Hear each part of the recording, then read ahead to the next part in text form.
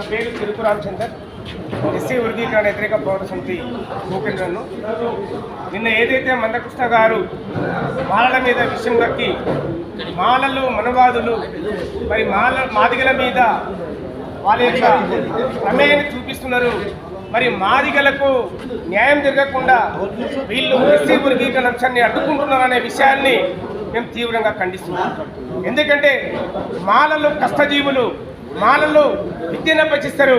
మరి అన్ని కులాలను కలుపుకొని ఎస్సీ ఎస్టీ బీసీ మైనార్టీలను కలుపుకొని మరి ఏదైతే ఒక సాంఘిక ఉద్యమం కానివ్వండి, ఒక రాజకీయ ఉద్యమం కానివ్వండి, ఏదైతే ఒక తెలంగాణ రాష్ట్ర ఉద్యమంలో కూడా ముందంజలో ఉండి పెద్దన్న పాత్ర పోషించినటువంటి మాలలను ఈరోజు మనవాదులు అనడము తీవ్రంగా ఖండిస్తున్నాం. మందకృష్ణ మాదిగ మాటలను. ఎందుకంటే మేము ఎప్పుడు కూడా ఎవరికి వ్యతిరేకం కాదు. మరి ఈరోజు ఎస్సీ వర్గీకరణ అంశము రాజ్యాంగానికి విరుద్ధము, ఆర్టికల్ 341కు విరుద్ధంగా ఉన్నది. కాబట్టి ఏదైతే సుప్రీంకోర్టు తీర్పు ఇచ్చిందో ఆ తీర్పును మేము తీవ్రంగా ఖండిస్తున్నాం. ఆ తీర్పును వెనక్కి తీసుకోవాలి.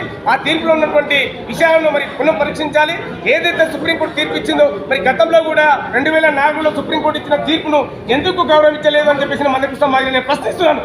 మరి ఈ రోజు నువ్వు ఏదైతే సుప్రీంకోర్టు తీర్పు ఇచ్చిందో ఆ తీర్పు ప్రకారంగా మరి రాష్ట్రాల్లో మరి ఏదైతే ముఖ్యమంత్రుల దగ్గర మరి ఎస్సీ వర్గీకరణ అంశాన్ని తీసుకొచ్చేసి మరి అమలు చేయాలని చెప్పేసి ఏది అంటున్నాడో ఆ విషయాన్ని మేము తీవ్రంగా ఖండిస్తున్నాం. ఎందుకంటే ఈ ఏదైతే తీర్పు సుప్రీంకోర్టు తీర్పు ఇచ్చిందో ఆ తీర్పు షెడ్యూల్ క్యాస్ట్కు దళితులకు ఉన్నటువంటి రిజర్వేషన్లు మొత్తం రద్దు చేయడానికి చేస్తున్నటువంటి కుట్రలో భాగం అని చెప్పేసి ఈ సందర్భంగా నేను గుర్తు చేస్తున్నాను. ఎందుకంటే మరి కేంద్ర ప్రభుత్వం, కేంద్ర రాష్ట్ర ప్రభుత్వాలు మరి ప్రభుత్వ సంస్థలను ప్రైవేటీకరణ చేస్తుంటే నోరు మీద పని మందకృష్ణ మాదిగా ఈ రోజు మాల మీద విషయం కలుపుతున్నాడు. నీ యొక్క వైఖరిని మార్చుకోవాలి. మరి గతంలో ఎన్నోసార్లు కూర్చోబెట్టి మరి మనమందరం కూడా రాజ్యాధికారం దిశగా వెళ్ళమని చెప్పి అంటే రాకుండా ఉన్నటువంటి మందకృష్ణ మాదిగా ఈ రోజు మనం అందరం వచ్చేసి మరి ఎన్నో పనులు చేయాలి, ఐక్యంగా ఉండి మరి ఎన్నో పోరాటం చేయాలని చెప్పేసి అంటున్నటువంటి మందకృష్ణ మాదిగకు భయం పట్టుకున్నది.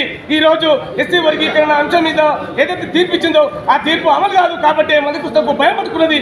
అందుకే ఆ తీర్పు రద్దే వరకు మా పోరాటం ఆగదని చెప్పేసి కూడా ఈ సందర్భంగా తెలియజేస్తూ నిన్న జరిగినటువంటి బంద్లో దేశవ్యాప్తంగా ఇచ్చినటువంటి భారత బంద్ ఏదైతే ఉందో అది విజయవంతమైంది. తెలంగాణ రాష్ట్రంలో 13 జిల్లాలు, మండలాల్లో, గ్రామ స్థాయిలో విజయవంతం చేశాము.